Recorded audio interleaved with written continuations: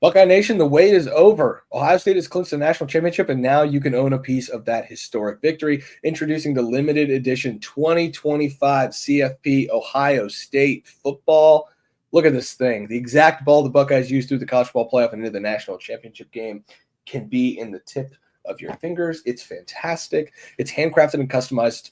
The football boasts Nike's distinctive gray fractal swoosh outlined in scarlet, the iconic Blocka Ohio State logo, and the official 2025 CFP emblem commemorating the championship run. Rich brown playoff leather for superior grip. PT Plus lace. Look at the laces on that thing, Mick. Isn't that so nice? Angular reinforcement stitching and SRS stripe with black stitching for optimal off-lace control. Each ball comes with a certificate of authenticity confirming it was crafted to Ohio State's exact specifications. What Will Howard wants to throw the pigskin as, that's how you can throw it too. Ohio State football is more than a game. It's a way of life. Now you can own a piece of history, hold the same football that led the Buckeyes to the national championship. This is the only authentic football used by the Buckeyes throughout their college football playoffs. Exclusively built by Big Game Football Factory. It's the largest owned football factory producing footballs for 118 of the 130 major college program, including your Ohio State Buckeyes. So how can you own the only official authentic 2025 CFP Ohio State football? Go to biggameusa.com/Buckeyes and snag yours before they're gone. Own it for yourself, or it's the perfect gift for another Ohio State fanatic in your life. Go to biggameusa.com/Buckeyes and get your hands on one of these footballs today. Thanks to Big Game Football Factory, this is Lettermen Row's video for Monday, presented by Big Game Football Factory. Nick Walker on the other side of your screen. I'm just Spencer Holbrook. Thanks for watching. Thanks for listening. Thanks for being here. It is a Monday morning, and we are going to talk about Ohio State football because that's what we do at LettermenRow.com. Mick and Spencer, let's do it. Mick, like we said at the beginning, there is a massive intel piece over at LettermenRow.com. We're going to talk about it a little bit and break down some pieces.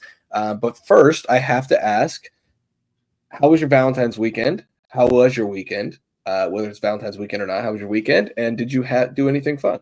No? It was a lot less crazy than yours, I'd assume. And Spencer can get into that on his own time. But it was a pretty good weekend. We went to a little comedy show on Friday, and then just spent the weekend hanging out. So overall, very good weekend. And then we have my wife is actually home today. She's in the other room doing something as we record this podcast because today is President's Day. Oh, yeah. February 12th. Happy birthday, Abe. Honest Abe. Lincoln. And then tomorrow, February 18th, we'll talk about that more on Tuesday's edition of the program. Happy birthday to George Washington. Don't know how old he turns, but he's dead, so it doesn't really matter. But we got to honor the presidents. Happy that your wife gets a day off for President's Day. One of the most underrated holidays because there's nothing that people get off work for in February except for President's Day, and then some people don't even get it off work. I think everybody should get President's Day off except for us. The bigger thing that we should be celebrating is 1 month ago today, Spencer and I were in Spencer's car driving down to Atlanta, Georgia, and I think there was some good stuff that happened on that trip. I think there was some good stuff, if I remember correctly, that happened on that trip. Yeah, if you look right here at the ATL. So a month ago today, we were driving to Atlanta for the national championship game. A month from today is the start of spring practice. There's something in the air about these 17s, Mick, that's getting the juices flowing. It's a good time to be an Ohio State fan. It's a good time to cover the team.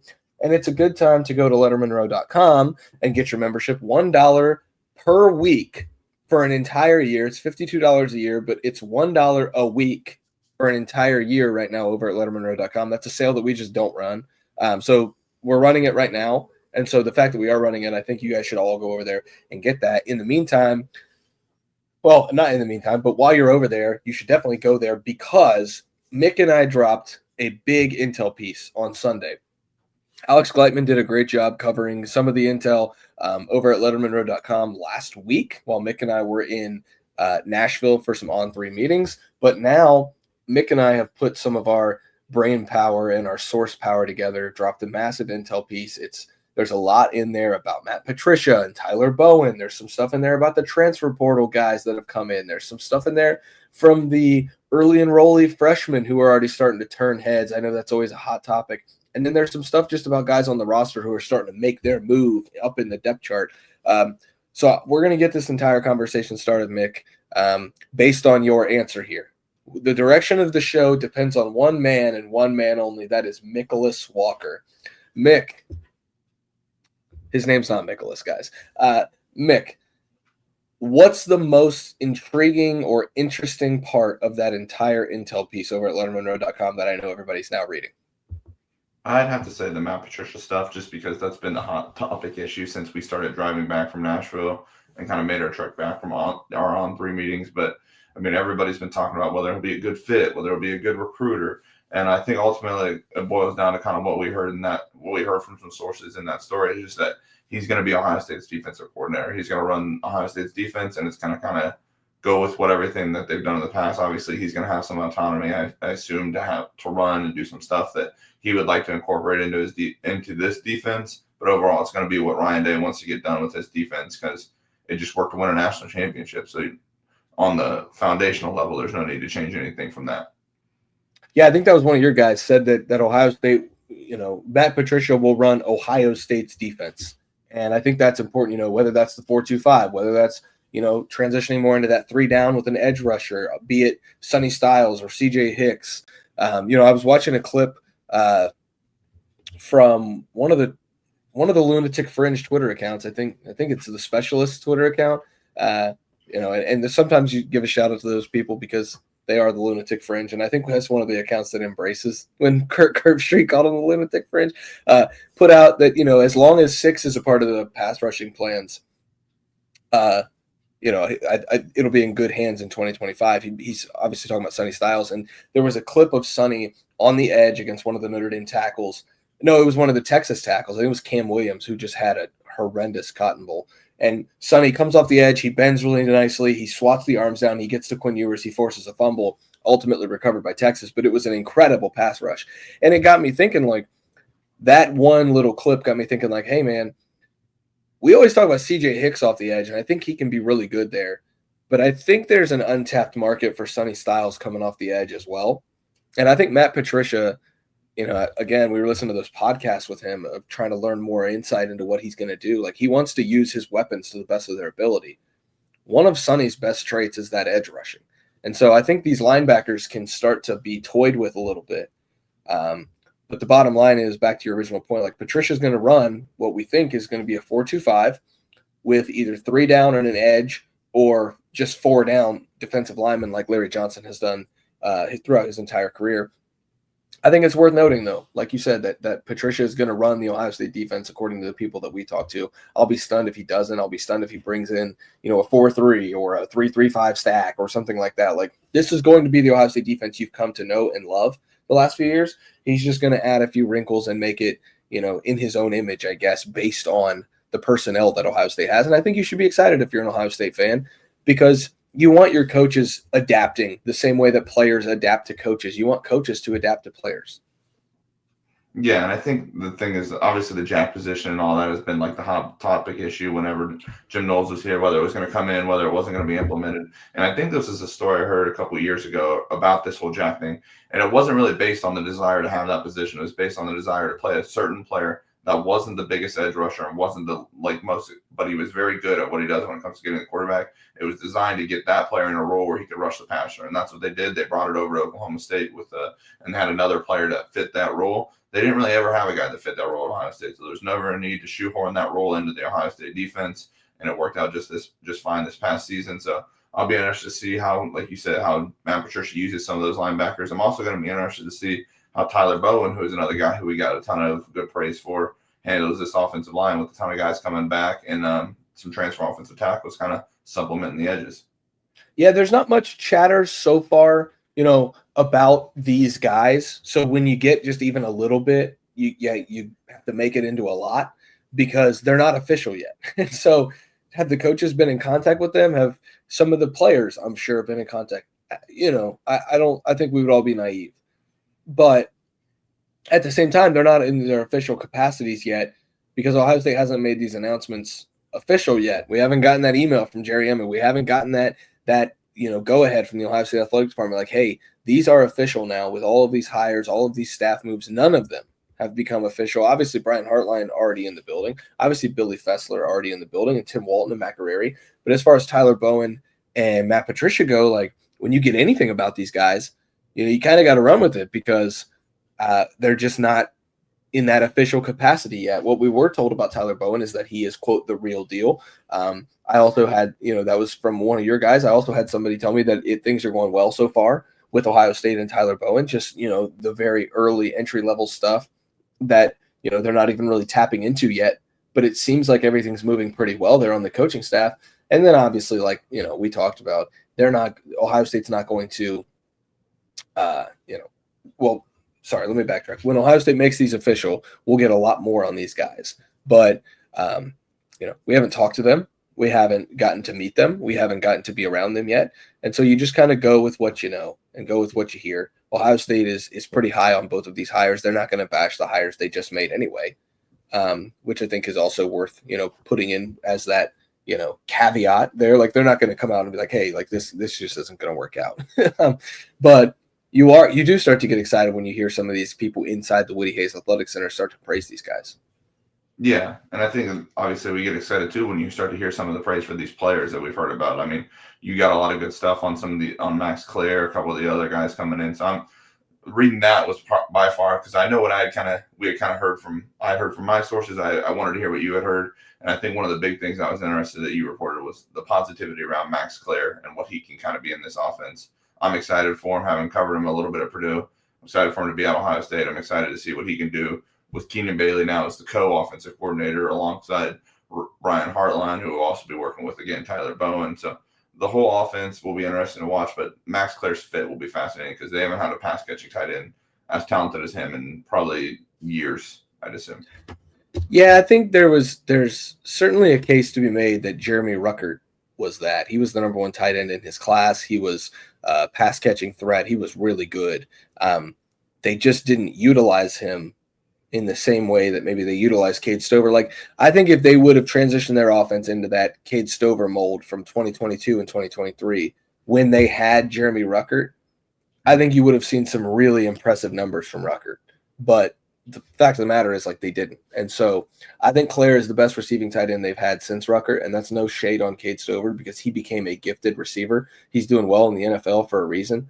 But that's where I think, like, if you were looking for like an example of how good a receiving tight end can be for Ohio State, obviously Stover, because he put up some historic numbers relative to Ohio State tight ends. But the skill set, I think, matches Ruckert a little more. But Claire's done it at a really high level for 2 years at Purdue. And, we were told that he was generating buzz ahead of the national championship game. He was in practice. He was simulating being Mitchell Evans for Ohio State. The Notre Dame tight end. He was simulating some of the stuff on scout team because he wasn't officially, a part of that 2024 team. But from what we heard, like, that was really strong stuff from him. And the progression just seems to continue building right now. He looked like he's doing well in the weight room. The weight looked good when we got sent the roster of the transfer editions. I think he was like 245, which, I think that's a pretty good number for him. 235, 245, right around there. So I think you should be really excited about Max Clare, especially, Tyler Bowen coming in, being the run game coordinator. You're going to have a couple of different tight ends. You're going to have Bennett Christian, who also in the story, by the way, has become a leader of that tight end room. He's taken it over, and that's no shade at Will Kazmarek. That's no shade at Max Clare, but like, this is Bennett Christian's room now from a leadership standpoint. And it was Cade Stover's. Then this past year was G. Scott's. Hey, it's Bennett Christian's room now from a leadership standpoint. And so you got to be excited for him. You got to be excited for Clare. You got to be excited for Kazmarek coming back after the season that he had. I thought he put together a really good first year and obviously wins the national championship. And then if you can just get, one of Nate Roberts, Jelani Thurman, Max LeBlanc to come along, I think that tight end room has an extension of the blocking with Tyler Bowen coming in as offensive line coach, but then it's an extension of the receiving game when you put the manpower together of Keenan Bailey and Brian Hartline working together as offensive coordinator. I think it flows really well through the offensive meeting room with this tight end group as good and talented as it could be. Yeah, and the other thing that I think that'll be really talented is Carlos Laughlin's room and the running back. I think that might have been one of the only rooms where we heard, tight end obviously, but that was one of the rooms where we heard a lot about multiple guys. C.J. Donaldson people talking about how impactful he could be this year as a transfer coming over from West Virginia. people talking about how good James Peebles kind of looked as he takes over that lead role. So I think everybody was impressed by how Carlos Laughlin's first year went, leading balance in that backfield with Quinshon Judkins and Travion Henderson. I think people are expecting similar things with guys like James Peebles and CJ Donaldson, and then you add in the freshman Bo Jackson, who's already on campus, and I think has looked good as he recovers. Isaiah West, who's kind of recovering from injury, but seems to be in good spirits. And you have Anthony Turbo Rogers, who will be on campus in May or June, whenever that time comes. So the running back room should not drop off at all. And then I guess there was the big news last week of Sam Williams-Dixon withdrawing from the portal. So you have that name coming back. Overall, it should be a fun, exciting running back room for Ohio State next year as they kind of go into a new offense with Julian Saint under center. Yeah, Urban Meyer used to call the running back position the Cadillac position at Ohio State because it was so important. You think about Carlos Hyde and Ezekiel Elliott and J.K. Dobbins and now then into Mike Weber, into Travion Henderson and then Quinshon Judkins for a year, potentially James Peebles. It's the Cadillac position at Ohio State. The Cadillac piece of my wardrobe, though, Mick, is Roback activewear. There's only one way to describe Roback: best fit, best feel. I've got one on right now. For those of you who aren't familiar with Roback, they're completely changing the game with their incredibly comfortable activewear. Roback has released so many items with their new licensed game day collection. It's our favorite. I've got some of the Ohio State stuff in my wardrobe right now with novel polo designs and clean hoodie and Q-zip designs for some of your favorite schools. It's definitely worth checking out. I saw somebody yesterday at a very good Mexican restaurant I frequent. Again, yeah, I went there again, Mick, who was wearing the Script Ohio red Roback hoodie. Incredible piece of clothing. And I know our friend Matt Parker has one as well. That thing is slick. It's sweet. They look great. I see people wearing them all the time. Nobody else on the market is pairing these level of custom designs with the quality of activewear. Roback's everyday shorts or their Delta performance pants are the perfect pairing as well. I've got the Roback everyday shorts on right now. They're both super comfortable. They have an elastic waistband, great fabric that is made for your appearance for a nice short look, but the comfort of it for a day on the move. Roback has been proudly leading the NIL charge. They have Caleb Downs signed on, having signed partnerships with multiple college football stars, including Downs, and the year before, including Kyle McCord. So back-to-back years, they've had Ohio State stars on their roster. Past and present are becoming a go-to brand for college athletes around the country. Right now, use the code Lettermen20 for Roback.com for a generous 20% off all customers through the end of the week. That's spelled RHOBACK.com, RHOBACK.com, 20% off all performance polos, shorts, and more with the code Lettermen20 over at Roback.com, RHOBACK.com. I use the code. It's incredible because I love Roback. If you see me out, I mean, Mick can attest to this. If you see me out, if you see me even like out on the town with some friends, the odds of me wearing Roback, quite high. And I had Roback gear before they started letting me talk about them on air. Like, I have been a Roback guy for years. I play golf in it. I'm waiting on this snow to melt so I can go play some golf. Go to Roback.com right now. Get 20% off using the code Lettermen20. Back to running backs, Mick. It is pretty impressive what Carlos Laughlin did that first year. I think he had a pretty good starting point, though. I still think there's some people who want to see him do it in a room that's constructed himself because, hey, I think he did a great job, but when you're given Travion Henderson and Quinshon Judkins, there's only so much you can do to mess that up. But I think he did a great job with carry distribution. I think he did a great job with the way that he handled those workloads for both those guys in blowout games. I think he did a good job working James Peebles in when he needed to. And now, there's a spot in that intel piece that says that Peebles looks good.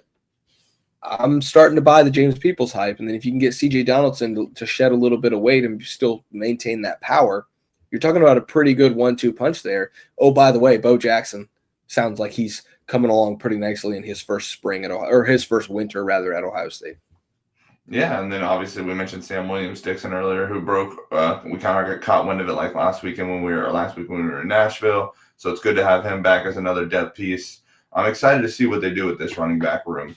Because, like you said, it's a year where Laughlin has to kind of earn it a little bit more. You don't have two of the best running backs in college football coming back. I think people in Ohio State believe James Peebles can be one of the best running backs in college football, but he still has to prove it.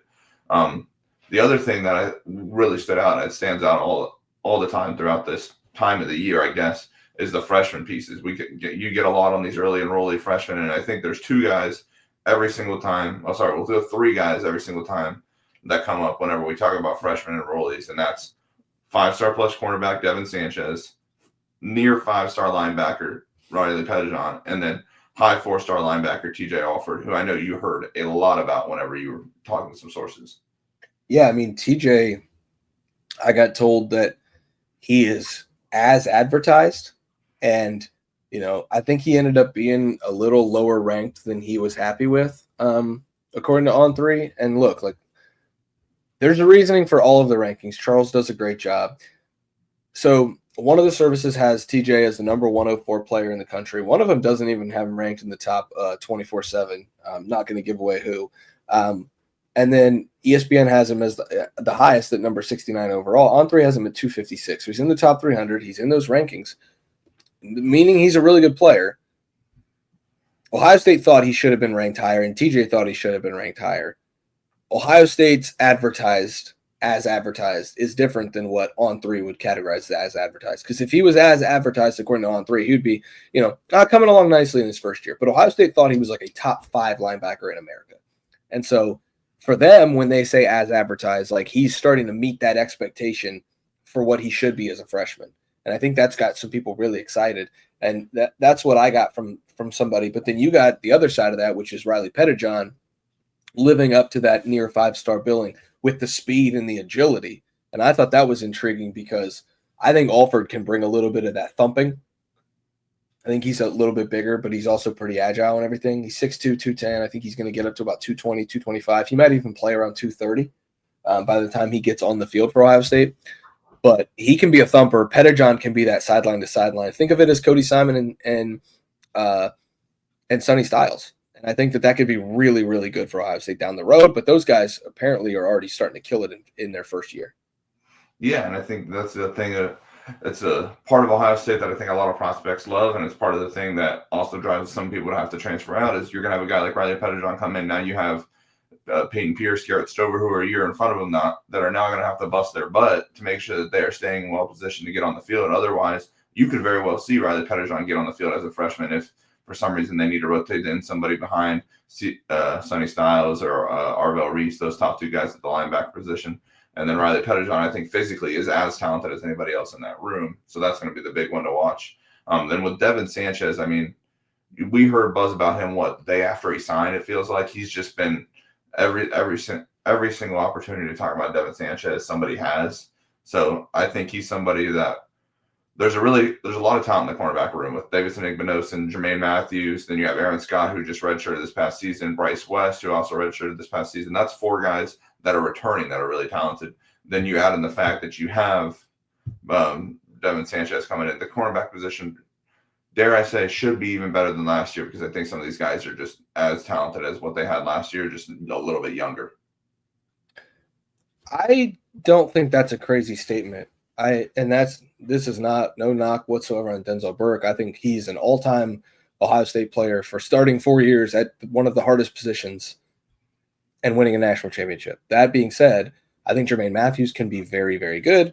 I think we didn't get anything on him, which is not a bad thing, but Davidson Igbinosun, we know what he is. He needs to clean up the penalties, but we know that he can be really good. But I mean, if Sanchez or Bryce West or Aaron Scott play well, then I think you could say that this cornerback room ends up being better than last year's. And again, not a knock on last year's cornerback room. They won the national championship. We're not going to disparage that. But the Devin Sanchez buzz is real, and I think that we can just start to talk about that. I feel a little bad. I feel a little criminal right now, Mick. Excuse me for burying the lead so much. I was told that Devin Sanchez was, quote, unreal during. No, I think that was you. One of us was told that Devin Sanchez was, quote, unreal during National Championship Media Day. So that means that he was out there like a week into his Ohio State career, probably running scout team, and he was shutting dudes down. Or else they wouldn't use the word unreal. Yeah. Well, that buzz just continues to grow. And again, I kind of feel bad for burying him all the way down here in this program. But he's a name to know, absolutely. If you don't follow recruiting and you just say like, oh, that 5-star corner from Texas, like get to know the name Devin Sanchez because he's going to be a mainstay in this defense for 3 years. And I think that's basically the end of it. If he's here for 4 years, I think something's gone wrong. That's how much the buzz is already growing for him right now as a true freshman in his first winter at Ohio State. Yeah, and other than tackle, watching those new transfer tackles, cornerback is going to be one of the most fascinating positions to watch this spring because of all the pieces they lost. You have two essentially open spots when you count the opposite corner and the nickel spot. I mean, could Jermaine Matthews slide into the nickel because he's a slider guy? Could they say, hey, Devin, we're going to put you at the nickel for your freshman year, and then we're going to rotate some of these corners in and around, and you'll bump out after as a sophomore? Could Aaron Scott go there? Could Bryce West go there? Miles Lockhart was brought in to play that position. Does he end up there? I don't know. So that's going to be fascinating to watch in the spring, and it's good to hear that you have some buzz on Devin Sanchez already, because I think that's going to be important with that one outside cornerback spot wide open, and knowing kind of the struggles that Davis Igbinosun has had throughout his career. You want to make sure you have stability and strength in that room, and it sounds like they really have done that with Tim Walton's unit, who shout out to Tim Walton. Congratulations to him, Matt Guerrero, for getting those promotions and raises as well when it comes to hiring Matt Patricia. So all around good buzz for the defense, which is a welcome sign considering how many people they lost off that unit after the national title. Listen, guys, if you want more of this, because we just scratched the surface, there's a full intel piece over at lettermenrow.com. We wanted to break it down here in video format, podcast format, just to get you guys a little taste of it. Now you have to go to lettermenrow.com to get the rest of it, because there's a lot in there from Mick. There's a lot in there from myself. Oh, by the way, Alex has a lot of stuff over at lettermenrow.com from his sources. So we're getting a lot of intel right now about the Ohio State program, the future of the program, the buzz surrounding this team entering the 2025 spring, because a month from today, spring ball starts. Go to lettermenrow.com right now. $1 a week for your first year. That's $52 a year. It doesn't get much cheaper than that. $1 a week for your first year. We'd love to have you over at lettermenrow.com and the Lettermen Lounge message board, hanging out, talking Ohio State, talking anything. Nick was talking about Armageddon last night. Legendary film. Shout out to Bruce Willis, Ben Affleck. Legendary film, despite what people on the Lettermen Lounge message board say. Legendary film. I mean, whatever you want to say about it, Mick thinks it's legendary. Mick thinks it's legendary. I think it's fine. It's fine. I'm not going to disparage Mick's personal choice on movies, but that it is what it is. But what Ohio State message board is talking about Armageddon at 10 o'clock on a Sunday night. That's what the Lettermen Lounge has for you guys. We're talking everything all year round, all sports. We had a 5-page thread on Ohio State basketball yesterday, despite the loss to Michigan. We have a multiple-day running thread now on Ohio State baseball season with Justin Hare getting his season started. We talk everything Ohio State sports related. We also talk about our weekend plans, which is what Spencer got us talking about on Saturday. Again, you guys can get all that access, all the community that we have going there, $1 every week for 52 weeks out of the year, and you'll get set up with all that community that we're building there in the Lettermen Lounge. Yeah, it's a lot of fun. But for now, this is just a Lettermen Row production presented by Big Game Football Factory. Thanks to Big Game Football Factory for the sponsorship. Go get your football now. It's a great product. I've got one right there, as you guys saw. That's just Mick on the other side of your screen. I'm just Spencer. Go to lettermenrow.com right now. In the meantime, like the video below, subscribe to the YouTube channel. We'll see you guys over at lettermenrow.com.